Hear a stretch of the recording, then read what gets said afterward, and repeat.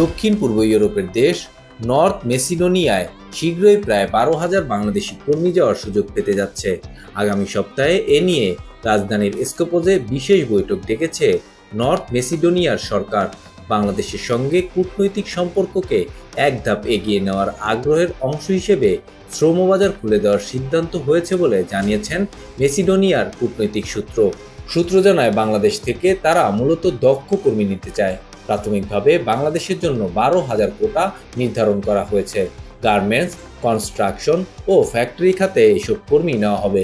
এরই মধ্যে সীমিত সংখ্যায় ওয়ার্ক পারমিট ও ভিসা দেওয়া শুরু হয়েছে, কিন্তু বড় সংখ্যক কর্মীর ক্ষেত্রে প্রক্রিয়াগুলো চূড়ান্ত করতে চায় দেশটি। সেই সঙ্গে এআই বিষয়ে বাংলাদেশি ছাত্রদের জন্য শতাধিক স্কলারশিপ দেওয়ার কথাও ভাবছে দেশটি।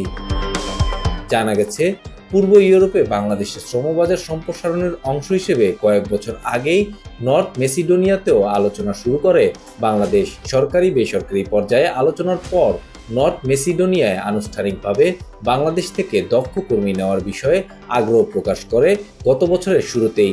বর্তমানে বিশ্বের আলোচিত এআই প্রযুক্তির ক্ষেত্রে বিশ্বসেরা এই নর্থ মেসিডোনিয়া।